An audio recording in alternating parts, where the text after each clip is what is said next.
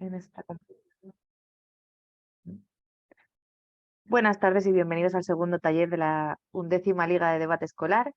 Hoy contamos con Diego Duarte para nuestro segundo taller de contexto y definiciones.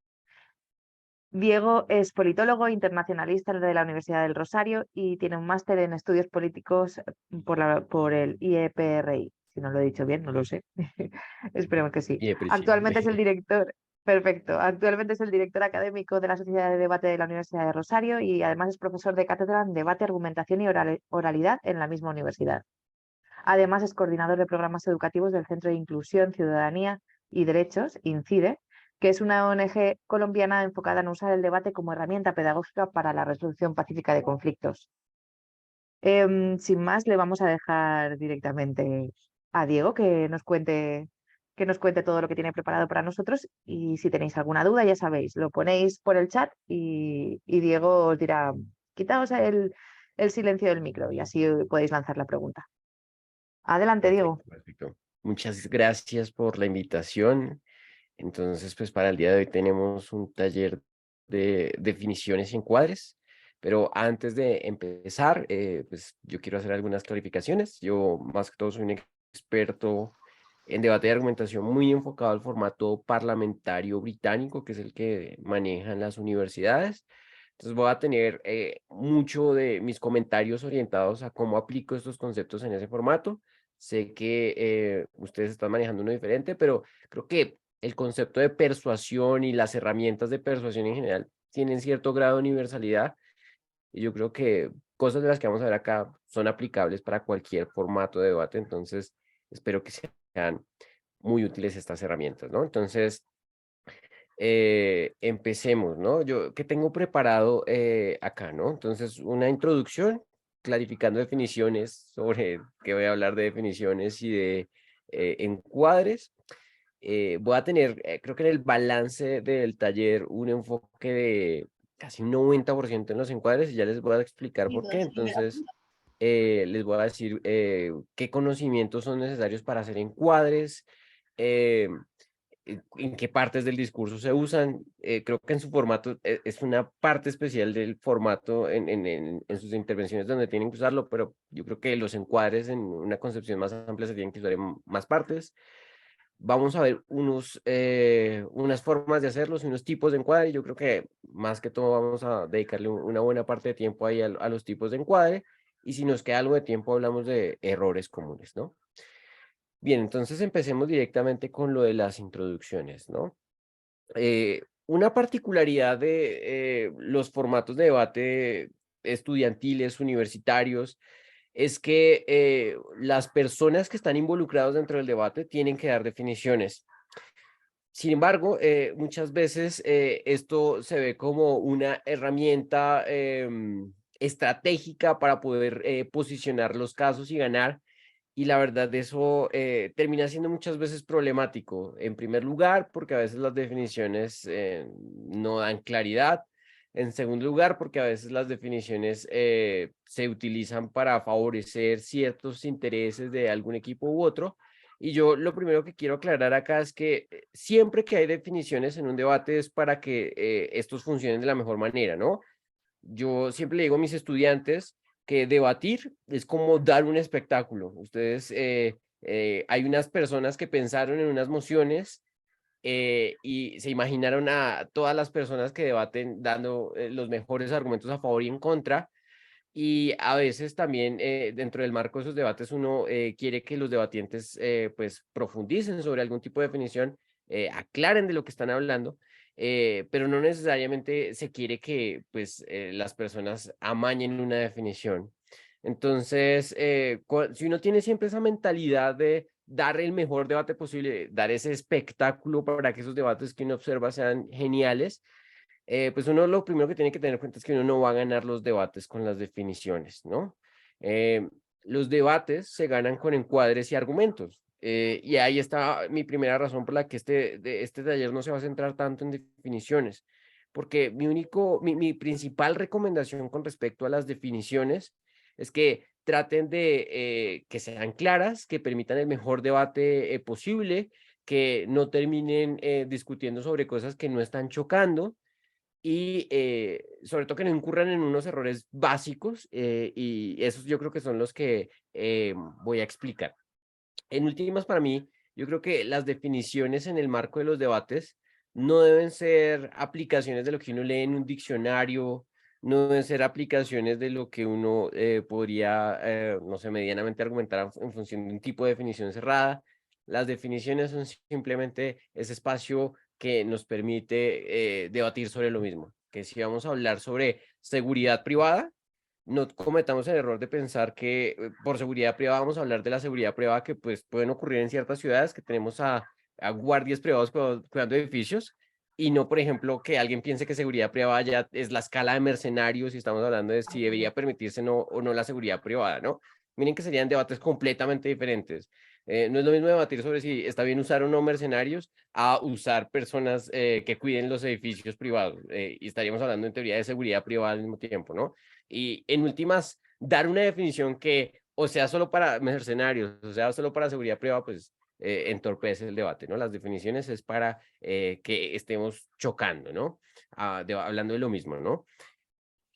Yo diría que dejando esto en claro, lo primero es que no hay que definir siempre todas las palabras de una emoción. Ahorita voy a tener algunos ejemplos de algunas emociones pero cuando se les define en función de dar claridad al debate y yo no sería tan riguroso en buscar esa definición de diccionario, ¿no?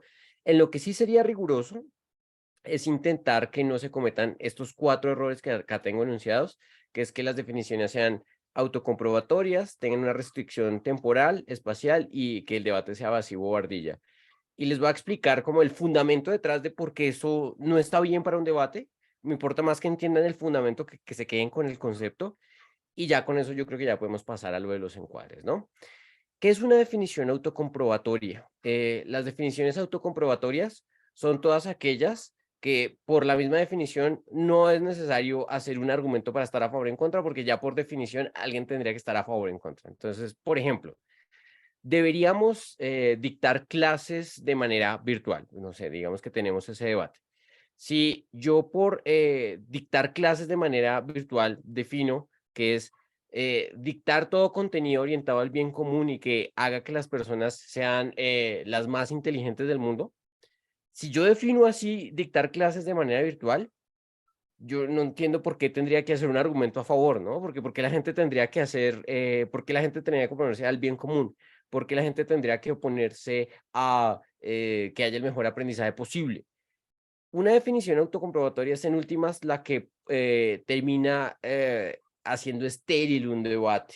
Y esa es la razón por la que no se permiten, porque por la misma definición ya uno iría ganando. Entonces, no es la finalidad de la definición. La definición en ese caso tendría un contenido valorativo, un contenido que no deja margen a la contraparte para refutar. Entonces, como entorpece dar la mejor versión posible de un debate, pues no se permite, ¿no? Ahora, con respecto a la otra restricción de las definiciones, que es la restricción temporal, en la mayoría de formatos que yo he visto, se tiene la regla de que uno siempre debate en el presente. Hoy, en este caso, este taller se graba en 2022, pues cualquier tema que se pone se debate en 2022. Y la razón por la que esa regla existe es para no dar una ventaja desmedida a un equipo sobre otro. Les voy a poner un ejemplo. Entonces, yo soy de Colombia y podríamos poner la moción, se debería implementar una renta básica universal. Si yo, por ejemplo, definiera que esta medida debería hacerse no en 2022, sino en 2122, cuando Colombia sea un país súper desarrollado y tenga todos los recursos del mundo, pues primero que todo, probablemente los equipos de la contraparte no esperarían o no iban preparados para contrarrestar ese tipo de argumentos. Y lo segundo es que el equipo afirmativo tendría muchas suposiciones que en teoría podrían hacer su caso funcional y dificultarían ese balance que debería existir de justicia en el debate, ¿no? Entonces, como la capacidad de controlar los factores de debate favorecerían desproporcionadamente un equipo sobre otro, pues por eso es que no se permite. De igual manera pasa con lo de la restricción espacial. Y piénselo de la siguiente manera, ¿no? Es como si ponemos la moción, se debería eliminar el salario mínimo, y yo les digo, vamos a eliminar el salario mínimo únicamente en una ciudad o municipio de España o Colombia, y tenemos equipos que no sean de esa ciudad, región o incluso país, pues se rompe el balance, ¿no? Y se rompe el espíritu de las definiciones, ¿no? Noten que las definiciones es para que hablemos sobre lo mismo.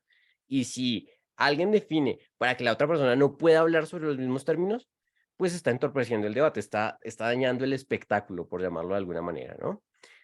Una última cosa con respecto a las definiciones, y es lo último que diré con respecto a las definiciones, es que no pueden ser evasivas o como se le dice en el circuito de debate competitivo universitario, ardillas, ¿no? Y estas son las definiciones que no tienen una relación o conexión lógica con el concepto en sí del cual se habla, ¿no?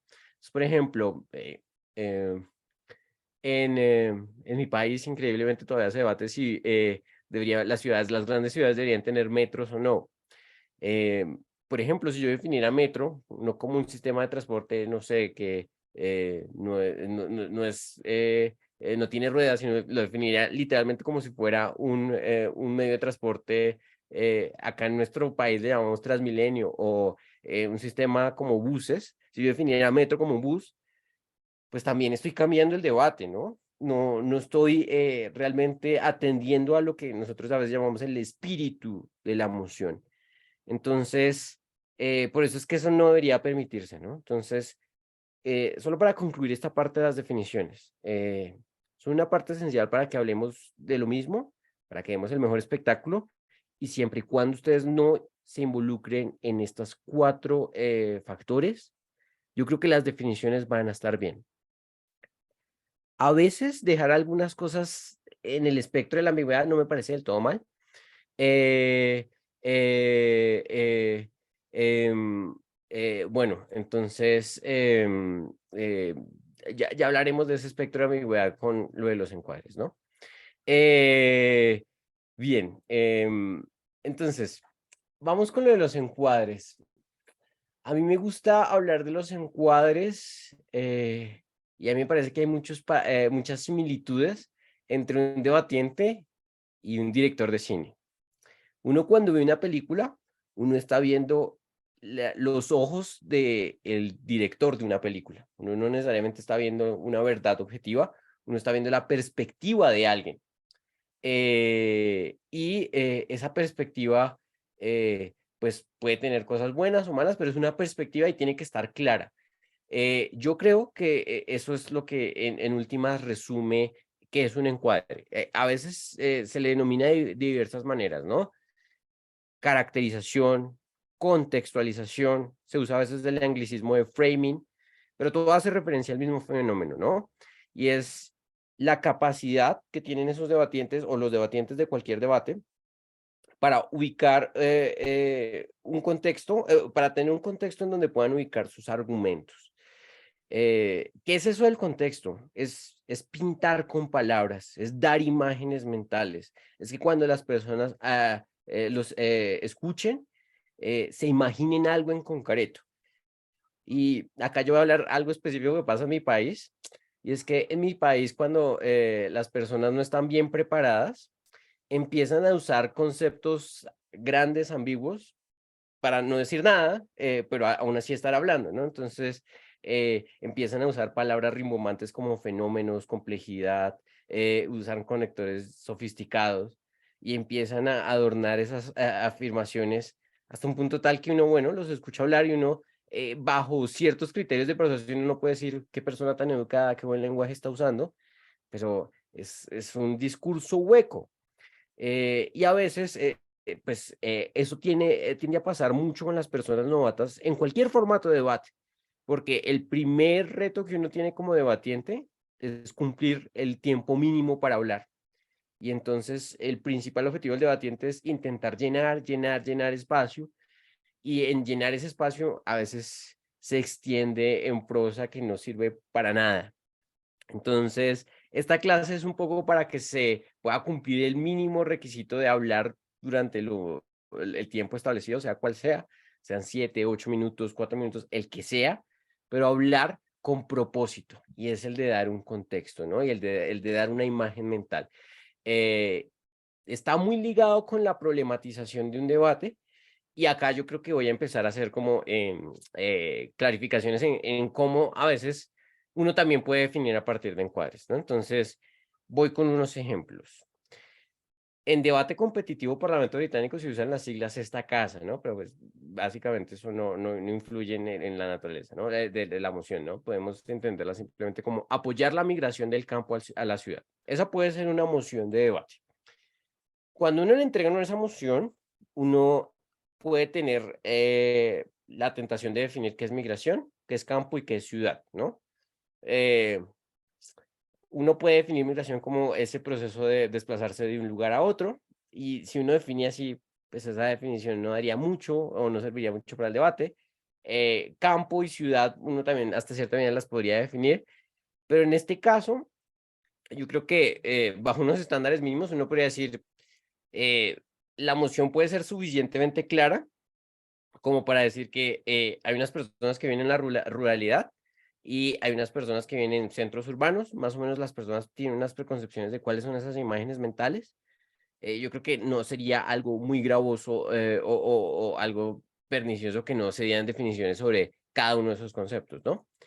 Pero que, por ejemplo, en este ejemplo no tengamos la necesidad de una definición, no significa que no haya necesidad para hacer encuadre, porque siempre hay necesidad para dar un contexto y un encuadre.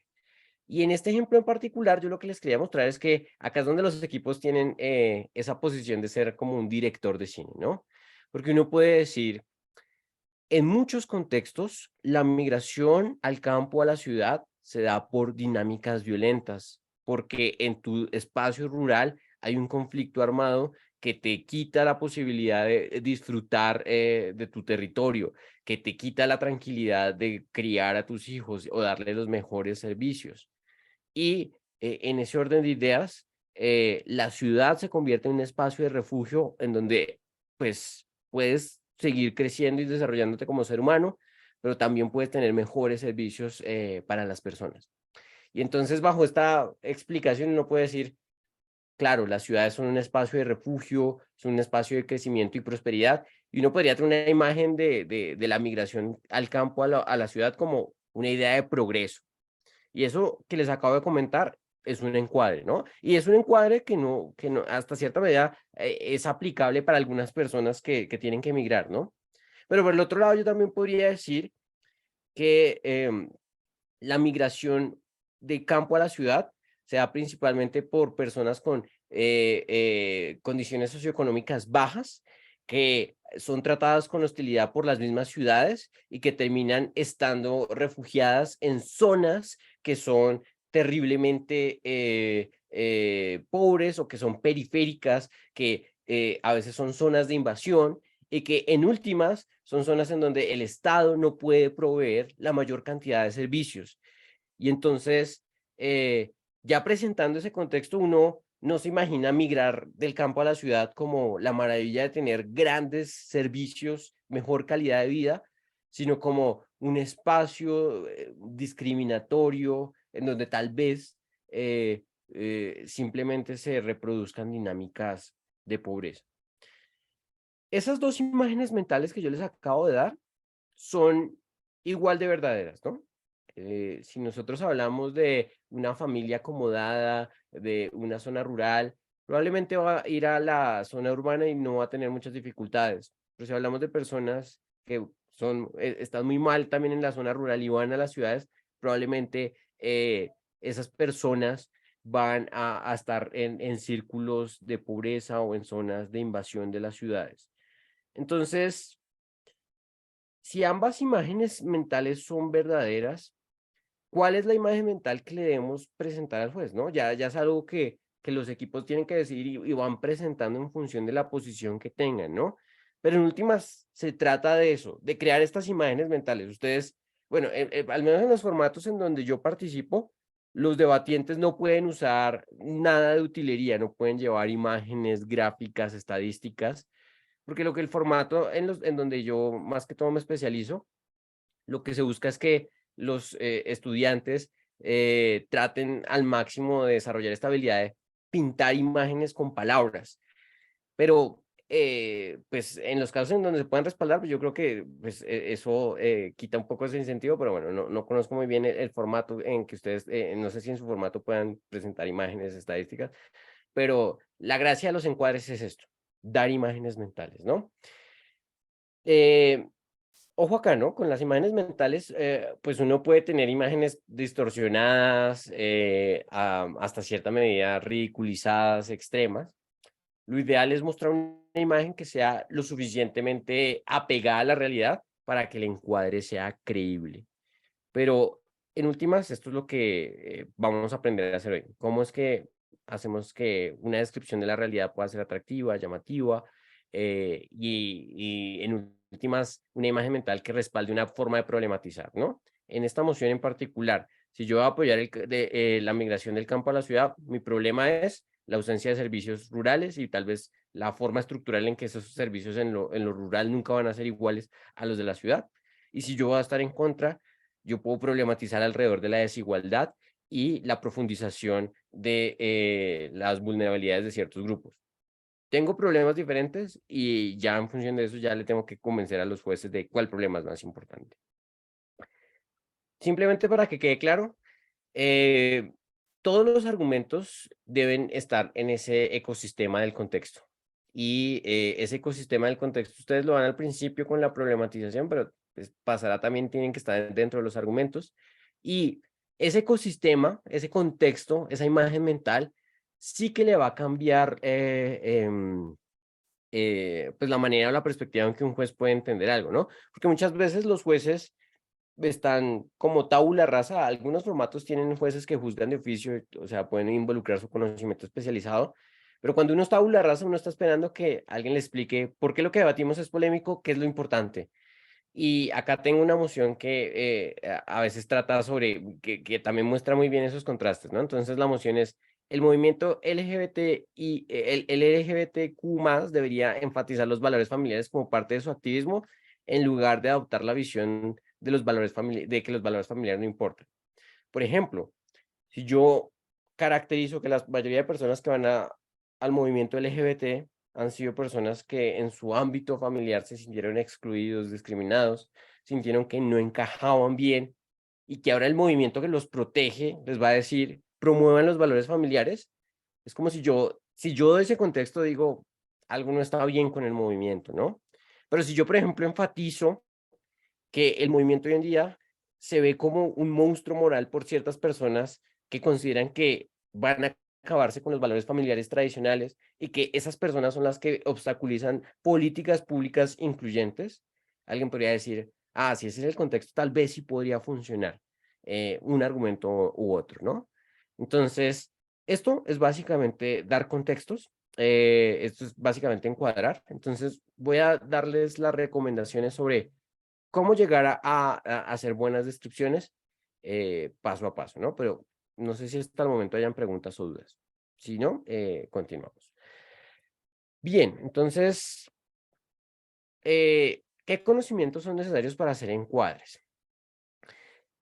Los conocimientos para hacer encuadres son muy diferentes a los conocimientos que se necesitan para hacer argumentos, o al menos uno se diferencia uno se diferencia en algo, ¿no? Cuando uno va a hacer argumentos, por ejemplo, a veces uno cuando revisa noticias o artículos académicos, uno va a mirar la evidencia, la estructura interna de los argumentos. A veces cuando uno lee noticias, lee el titular, pero cuando uno va a hacer los encuadres, uno tiene que ver cosas más detalladas, ¿no? Como, eh, o sea, a veces a mí me sirve mucho, y yo se lo digo a mis estudiantes, es intentar que ellos se imaginen o que miren las imágenes de las noticias, de qué persona estamos hablando. Cuando bueno, con los debates de migración, una persona que está en contra de la inmigración se imagina a un migrante como un ladrón. Una persona que está a favor de los migrantes simplemente ve una tragedia humanitaria grandísima.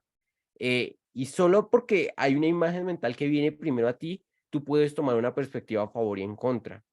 Entonces, pues hay que saber mucho del estado de las cosas, el statu quo, como se le dice en debate, ¿no?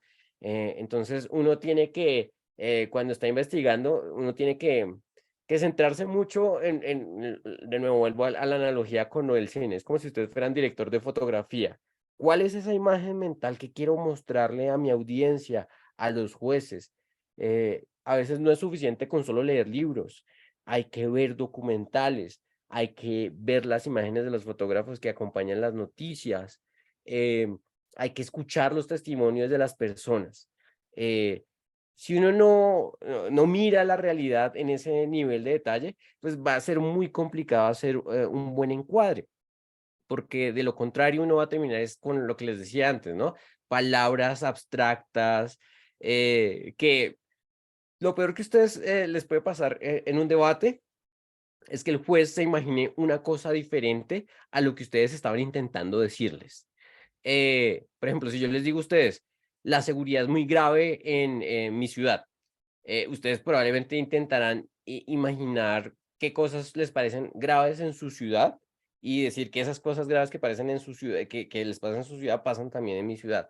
Que sería muy diferente de que yo les dijera, cuando vamos en el transporte público que está atestado porque es ineficiente, muchas personas tienden a, por cosquilleo, quitarte tus objetos personales. En algunos escenarios en donde la ciudad ha estado descuidada, no hay casi luces, las personas a veces son cautivas de personas que les quitan su celular.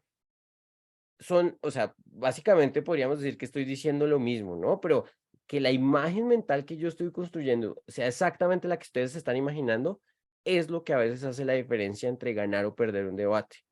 Porque cuando los jueces a veces discuten quién gana o quién pierde, y no tienen claro la imagen mental que ustedes proyectan, ellos hacen la imagen mental por ustedes y puede ser una imagen mental favorable o desfavorable. Y, y ahí es donde a veces uno se pone de mal genio con los jueces, cuando alguien dice, no, no me escucharon bien, esta persona me está juzgando con un criterio más duro. eh, a veces eso no tiene que ver tanto con que el juez te odie o no, es más con que no fuiste suficientemente efectivo con transmitir esa imagen mental, ¿no? Es un trabajo descriptivo. Hay que describir no solamente la realidad, los intereses también de las personas, sus comportamientos, y mirar en detalle qué es lo que genera una política o algo. Mis recomendaciones, leer historia, pero de nuevo es leer historia ya viendo los detalles, ¿no? Viendo qué pasó acá, quiénes son las personas, cómo lucían, leer esas noticias de coyuntura nacional e internacional viendo o haciendo mucho énfasis en esas imágenes. Y yo creo que algo que les ayuda mucho a mis estudiantes, yo siempre les digo que todas las clases, ya sean las del colegio o la universidad, intenten aplicar esos conceptos que ven en clase a debate y muchas veces aplicarlos con ejemplos, con analogías, con situaciones hipotéticas. Y yo creo que si eso se logra, hay un buen avance, ¿no? Pero esto no es suficiente, ¿no? Hay que a veces saber en qué partes poner esos encuadres y a veces tener esas herramientas que te ayudan a saber qué priorizar. Em, ¿Dónde se ponen los encuadres? Los encuadres son un ecosistema, son todo lo que respalda tus argumentos, entonces están en todas partes. Ahora bien, que estén en todas partes no significa que sean más sobresalientes en unas que otras. A veces sí, a veces, por ejemplo, en ciertos formatos se premia mucho que al principio la problematización, el exordio sea muy llamativo, pero a veces simplemente uno tiene que mirar cómo en su argumentación también esas imágenes mentales salen a flote, ¿no? Yo soy más de la escuela de que pues los encuadres deben estar siempre en todas partes y a pesar de que si un formato te exige que tengas que contextualizar en la primera parte, eso no te quita la obligación de contextualizar cuando estás dando tus argumentos, ¿no? Ustedes saben que la estructura argumentativa más usada, que es la AREL, afirmación, razonamiento, evidencia, en esa parte que es evidencia, la razón por la que uno tiene esa parte es para ilustrar un razonamiento. Y en este caso, ilustrar un razonamiento, dar la evidencia, es hacer un encuadre. Con lo cual, los argumentos tienen que tener encuadres, las conclusiones tienen que tener encuadres. Está en todas partes, ¿no? Suelen ser muy llamativos y útiles en la introducción, ¿no? Porque cuando te prestas más atención es cuando el juez a veces es distraído, pues siempre recuerda o lo del principio o lo llamativo, ¿no? Y lo llamativo siempre suele estar en estas descripciones, ¿no? Entonces hay que usarlo en todas partes, a pesar de que un formato u otro diga que tienen que usarse solo una parte en particular. Ahora, con respecto a cómo se hacen, yo les había dicho que la manera de identificar qué caracterizar está relacionado con la problematización del debate. Y la problematización del debate a veces se resume como la idea de cuál es el espíritu de la moción. Por ejemplo, en el debate de la legalización de las drogas, em, hay, hay varias caracterizaciones en choque, ¿no? Una caracterización que ahorita es muy llamativa con respecto a la legalización de las drogas es, hemos venido trabajando en una solución y no ha dado los resultados que esperamos. Esa solución ha sido la de combatir activamente a los narcotraficantes y tratarlos como criminales. Y esa imagen mental de hemos hecho mucho esfuerzo y nada que llegue al resultado y nada que llegue al resultado, cambiemos de enfoque, es una de las que más prevalece hoy en día. Es creo que una de las que más convence, por lo menos en América Latina. Pero las otras imágenes mentales que cada vez debo decir que son menos persuasivas, la que están dándose es como las sociedades viendo a personas vulnerables tomando decisiones cerradas por la alta accesibilidad de la droga. Y ahí muchas veces esas imágenes tienden a ser distorsionadas porque ciertos sectores de la población siempre lo ridiculiza con decir, "Ah, ¿alguien quiere pensar en los niños?" Pero a veces puede ser algo mucho más complejo, ¿no? Como que ciertas personas en momentos emocionales difíciles puedan tener esto o en ciertos momentos de presión puedan tener malos usos y esos malos usos van más allá de buena regulación o no, ¿no? Entonces, cuando uno descubre esas imágenes mentales, esas formas de problematizar, uno le queda mucho más fácil sacar los casos, ¿no? Y incluso pensar sobre esa problematización, esas imágenes mentales, es lo que uno recomienda para hacer antes de construir argumentos, ¿no? Porque cuando tú tienes tu contexto, uno ya sabe en qué escenario uno puede poner bien esos argumentos, ¿no? Del espíritu de la emoción, de la problematización, de imaginarse esa mejor versión posible del debate, a veces uno saca puntos de choque. Entonces, uno de los puntos de choque, que acá me refiero a los puntos de principal contención en una discusión, volviendo al debate de las drogas, como el asunto de seguridad, el asunto de economía, el asunto de salud pública, pues uno puede imaginarse cosas en particular para cada asunto, ¿no? Pero yo creo que lo más importante, y esto que ustedes siempre intenten estar apegados a la realidad. En debate, uno es un juego, ¿no? Siempre va a ser un juego. Pero uno a veces dice, bueno, como es un juego, pues voy a hacer la postura a favor y voy a hacer la postura a favor, así esto no aplique en la realidad. Y ahí es cuando se empiezan a cometer errores, ¿no? Porque uno siempre termina siendo más persuasivo cuando las personas con sus intuiciones mentales, morales, con todo lo que uno puede imaginarse de su entorno, relacionan pues lo que uno dice con lo que uno ya previamente piensa, ¿no? Y mucho de lo que uno previamente piensa está relacionado con la manera en que uno interactúa con la realidad, ¿no? Entonces, no se desapeguen de la realidad para hacer posturas en debate y si las mociones están bien balanceadas, les aseguro que siempre hay ejemplos de la realidad, imágenes de la realidad que no le ponen en cuestionamiento ciertas acciones, ¿no? Entonces, eh, no sé, por ejemplo, eh, en mi país hubo una discusión graciosa sobre los derechos de los animales y los espacios en que ellos deberían estar con los humanos, ¿no? Se permitió que ahora están en el Congreso, ¿no? Y las imágenes mentales de las personas que estaban defendiendo eso era tener a tu perro, a tu gato seguramente ahí, pero no es una imagen mental universal, ¿no? Y es una imagen mental que las personas que no estaban de acuerdo en esa medida retaron hasta cierta medida con decir, bueno, es que los animales no son simplemente los de ciudades domésticos, son también los de granjas o las zonas rurales, y ahí sí no les parecía tan chévere la idea, ¿no? Y fue un debate gracioso. Pero esto explica un poco cómo es que sacar los encuadres implica tener este ejercicio de constantemente ver, bueno, qué pasa en la realidad, cómo la gente interpreta las leyes, cómo la gente interpreta las cosas, ¿no? Entonces, siempre intenten mirar cómo funcionan esas imágenes reales. Eh, Algo que suele ser muy llamativo en debate es enfocarse siempre en algunos grupos, ¿no? Intentar hacer esas imágenes mentales con grupos vulnerables, con grupos que reciben más daño, con grupos que no tienen, uno intenta mostrar en su imagen mental suelen ser los que pues son como más, eh, no sé, efectivos, ¿no?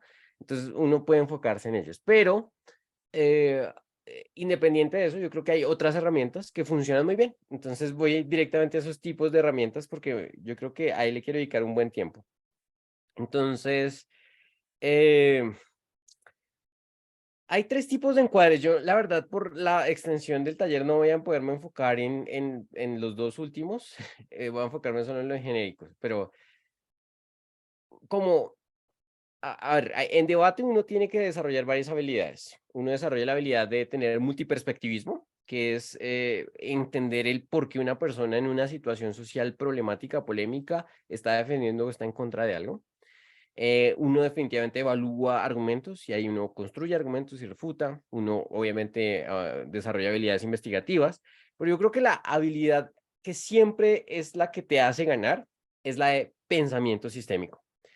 Por pensamiento sistémico es ver cómo una acción o medida afecta al todo de las cosas. Es como es una pieza en el rompecabezas, cambia todo. Y eso es bien complicado, ¿no? Es la habilidad, yo creo eh, que más tarda en desarrollarse en los debatientes y yo creo que es la habilidad que en últimas hace que, pues, de verdad se conviertan en buenos ciudadanos, porque soy fiel creyente que esta herramienta sí hace mejores ciudadanos en marcos democráticos. Y por eso es que, pues, para ser buenos encuadres hay que tener una comprensión sistémica de las cosas. Eh, para eso están un poco los encuadres de metadebate y ponderación. Yo no voy a enfatizar mucho en ellos porque no tengo el tiempo y tarda algo en comprenderse. Más bien vamos con algunos que son genéricos y populares que funcionan bastante bien, ¿no? Esto no le quita que no sean útiles y buenos. Entonces vamos con los genéricos y populares. Y de hecho voy a enfatizar sobre todo en el primero, ¿no? Eh, em, em, Vamos con el de héroe, víctima, villano. Y es que la razón por la que, bueno, un poco de contexto, ¿no? Miremos porque hoy en día la desinformación y las redes sociales son tan poderosas en las opiniones de las personas. Yo creo que uno puede tener sus posiciones políticas y lo que sea, pero lo que explica ese fenómeno de manera más sencilla es que nosotros somos personas, o los seres humanos somos personas de historias. Nosotros, si no le encontramos sentido a algo porque no entra o no encaja en una historia, pues no es persuasivo. Y si la historia es simple y llamativa, por más absurda que parezca, le creemos. Y las noticias falsas, la desinformación, es muchas veces contar una historia simple, y fácil de creer.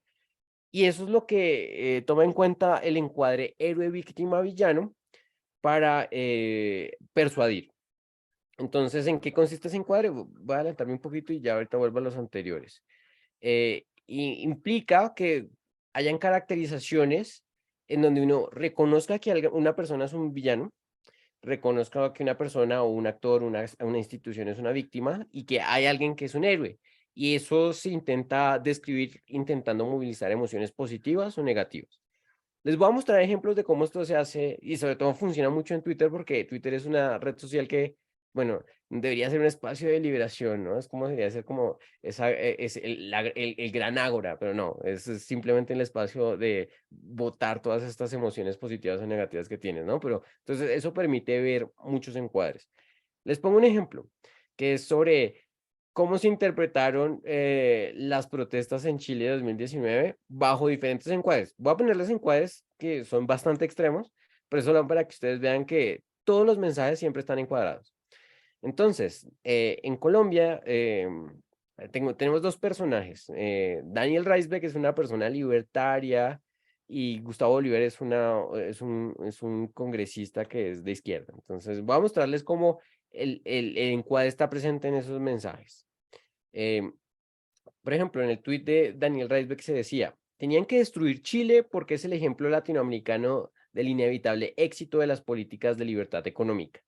Mientras sea un país próspero, representa un ideal inaceptable para las dictaduras socialistas de Cuba y Venezuela. productores de hambre, escasez y miseria.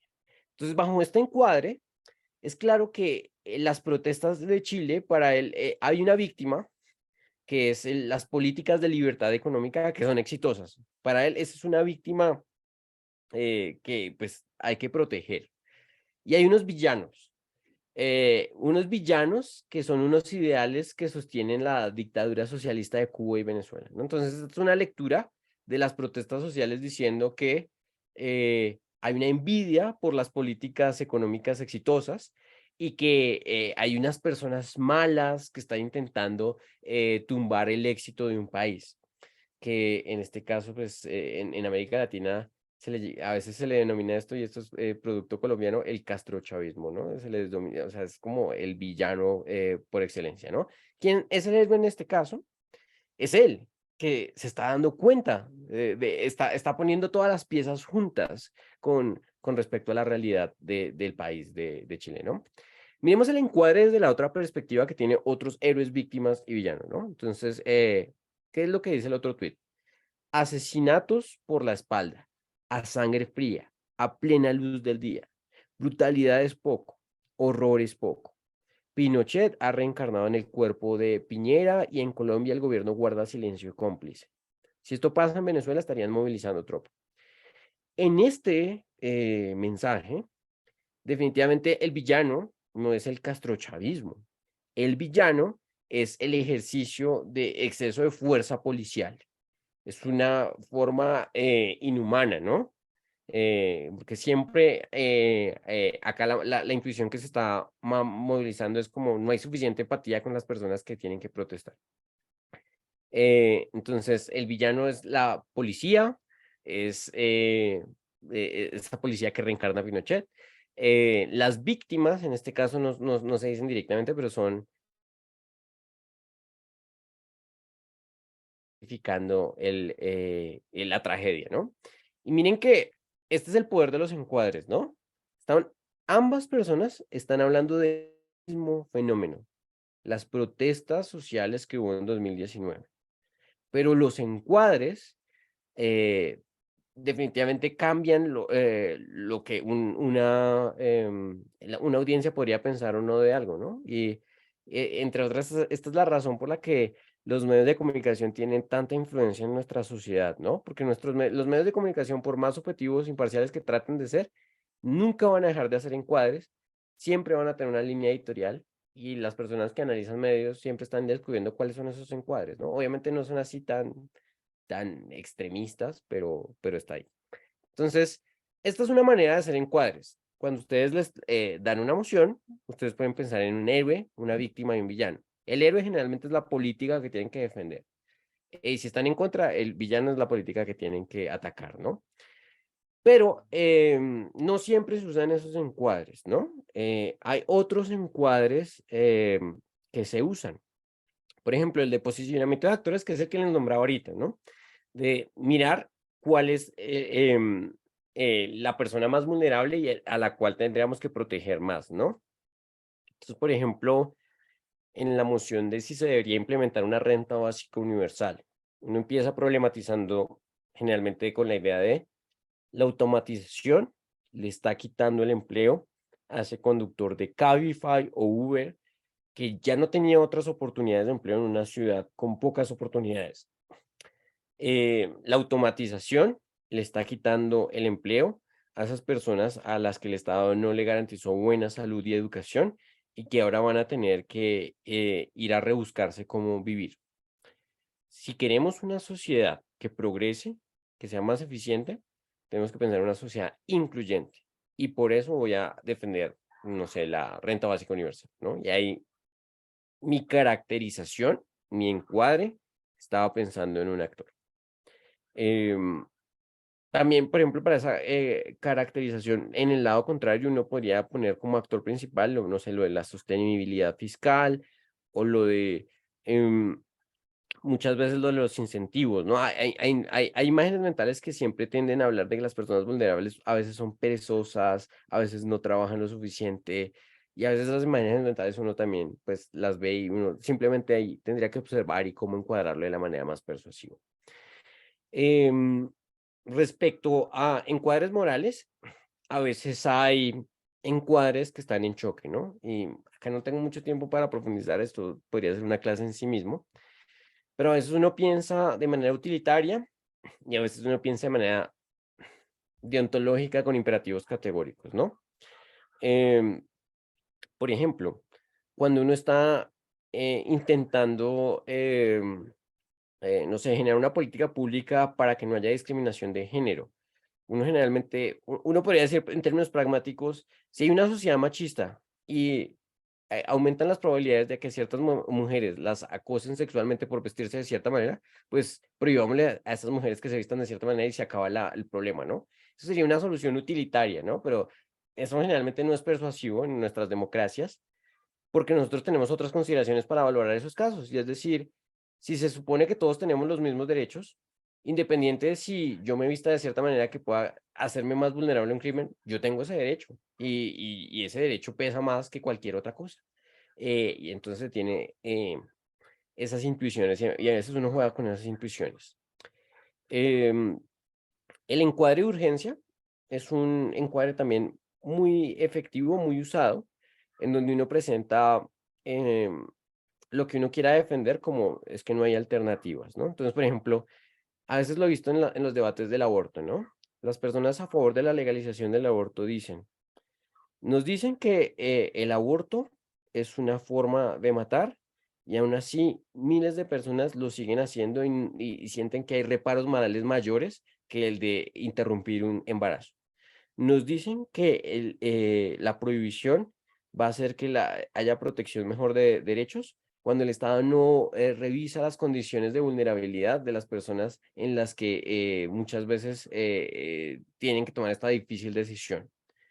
Cuando hablamos de legalizar el aborto, no estamos hablando de cambiar el esquema moral de la sociedad, estamos hablando de la única forma que tenemos para resolver un problema de salud público para las mujeres más vulnerables, ¿no? Entonces, en ese encuadre, eh, un poco lo que se está intentando hacer es anticipar las críticas que van a venir hacia tu caso y lo que estás diciendo es que incluso si no es del todo deseable, es lo único que podemos hacer el encuadre de que no hay otra alternativa. Pero, debo decir, y esto es del circuito en el que yo pertenezco, yo creo que uno de los encuadres que está siendo hoy en día más populares es el del punto de inflexión. Tipping point, así le dicen con el anglicismo, ¿no? Y es que, pues, lo chévere de debate es que uno siempre está discutiendo situaciones que son zonas grises. Es decir, uno no puede en un debate generalmente tener tan claro qué hacer o qué es lo correcto o lo incorrecto. Son zonas complicadas, ¿no? Y eso lleva a que las causas de un fenómeno no sean únicas. Por ejemplo, con lo de las protestas sociales. ¿Cómo nos vemos? ¿Como personas sin alternativas o como vándalos? Perfectamente la realidad te puede decir que son las dos personas al mismo tiempo. Y el debate te está invitando a que tú digas, deberíamos considerarlos como mayoritariamente personas sin alternativas o mayoritariamente como vándalos o personas inadaptadas. Entonces, ante esa situación, este encuadre del punto de inflexión siempre intenta mostrar que fenómenos que pueden tener múltiples causas, por ejemplo, una persona que tiene literalmente una frustración enorme porque su proyecto de vida lo ve que se está derrumbando, porque no sabe qué es lo que debe hacer para su futuro y que literalmente pudo haber durante mucho tiempo sido el mejor, portarse como el mejor, intentar buscar todas las oportunidades para salir adelante y aún así la realidad ha sido muy fría y dura con él y una persona puede terminar tomando la decisión de decir, voy a protestar de manera violenta. Eh, Esos son muchas historias que pues terminan pasando con, por lo menos con los casos de las protestas, ¿no? Entonces, uno en estos encuadres intenta mirar cuál es ese factor, cuál es esa gota que rebosa el vaso que en últimas haría que haya un cambio, ¿no? Entonces, voy a ponerles un ejemplo con una moción diferente, que es la moción de si los movimientos sociales deberían usar la cancelación como o avergonzar en público a las personas con las que están en desacuerdo, con consideran que pueden ser gravosas eh, para movilizar sus causas, ¿no? En el lado afirmativo, generalmente lo que se dice es que personas poderosas validen discursos de odio son el punto de inflexión para que la sociedad legitime acciones inaceptables. Entonces, por ejemplo, en mi país está un debate, y yo creo que en todos, ¿no? Es el debate interno que tiene el movimiento feminista de quién es su sujeto político.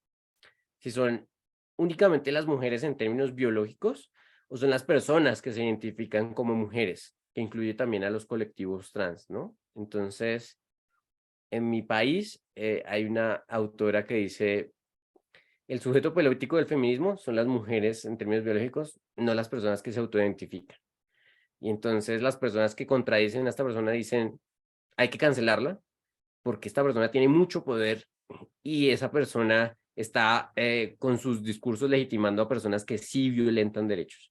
Y es tan peligrosa que no le podemos permitir que siga diciendo eso. Note que esta manera de razonar es la que aplica, por ejemplo, para vetar a personas como Donald Trump de Twitter, aunque ya regresó, ¿no? Y es, nosotros creemos en la libertad de expresión, pero esta persona, al momento de posicionar ciertos discursos, generaría un punto de inflexión que haría un punto de no retorno para vulnerar otros derechos, ¿no? Y es la manera en que se encuadra el mensaje, el punto de inflexión, ¿no? En la contraparte se encuadra hacia el otro lado, ¿no? Y es decir, mire, que me cancelen a mí, como dice la escritora de la cual le hablo de mi país, que se llama Carolina Sanín, es la instauración del dogmatismo, de la inquisición, de la pérdida de la libertad de expresión. Empezar a validar y normalizar estos comportamientos es el punto de inflexión para que nuestra sociedad deje de ser democrática, ¿no? Entonces, a veces se juega en ambos lados con el encuadre del punto de inflexión, ¿no?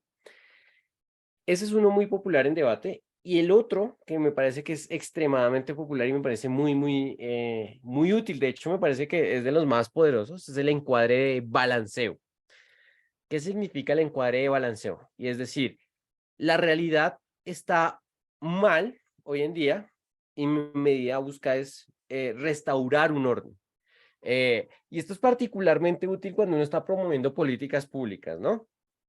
Por ejemplo, otro debate, perdón que hable tanto de mi realidad social, pero es que hay muchos, me gusta analizar mucho los encuadres que usan en la vida política de mi país, pues porque siempre hay cosas súper polémicas, ¿no? En mi país se estaba tramitando una reforma tributaria. Y es una reforma tributaria que evidentemente le cobra más a las empresas y a las personas de clase media alta. Entonces las personas cuando ven eso dicen, bueno, pero es demasiado, es un costo, vas a asfixiar a la generación de riqueza.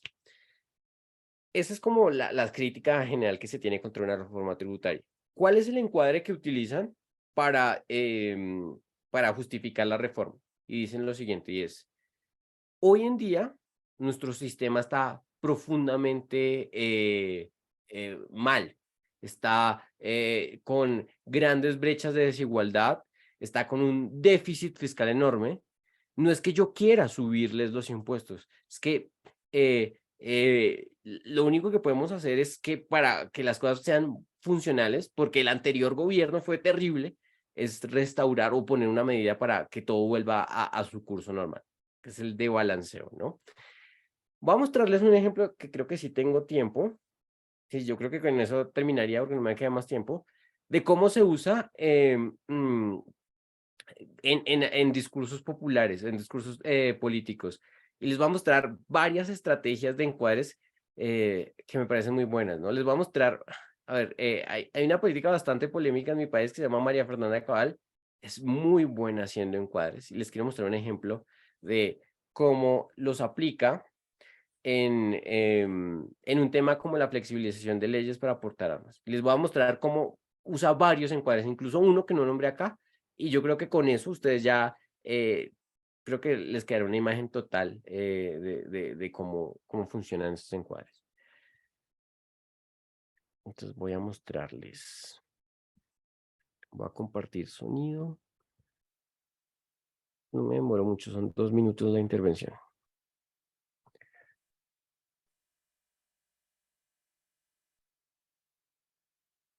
Igual también aprovechar este momento para preguntarles a algunos de los participantes si tienen alguna pregunta, hay algo de lo que ha dicho Diego que no les ha quedado claro, o hay algo sobre los temas que se van a trabajar en la liga que ustedes quieran preguntarle a él en particular. Vayan pensando si quieren mientras vamos viendo el video, pero la idea es que también ustedes puedan participar. Bien, entonces voy a ponerlo 2 minutos y les voy a decir todos los encuadres que hay acá porque me parece que es una muy buena intervención. A ver, es que volvamos al principio del orden de las cosas. Todo funcionó bien desde el año 93 con un decreto que derogó Juan Manuel Santos. Nos desarmó a la ciudadanía. ¿Por qué mi vida vale menos que la del delincuente, concejal? Yo tengo derecho a defender mi vida. Además, las armas que puedo comprar son limitadas para el uso de civiles, no son armas de guerra. No es como en Estados Unidos que usted compra en algunos estados unas armas superiores a las que tienen los mismos ejércitos. Aquí no. Las restricciones son más profundas en mi proyecto de ley que las que traía el decreto. Para que usted le den una arma tiene que pasar el examen psicológico, tiene que estar limpio de antecedentes, tiene que pasar unas pruebas y tiene que demostrar que la necesidad es inminente. ¿Por qué creen los gobiernos que el ciudadano es un incapaz, como si fuera un menor de edad o fuera un ignorante, de no saber que si la necesita, tiene el derecho? Yo invito al concejal a que abramos a la participación de comerciantes, de agricultores, y que nos digan cuál es su necesidad y cuál es su realidad, y no uno que tiene camioneta blindada con escoltas opinando que hay que desarmar a la ciudadanía.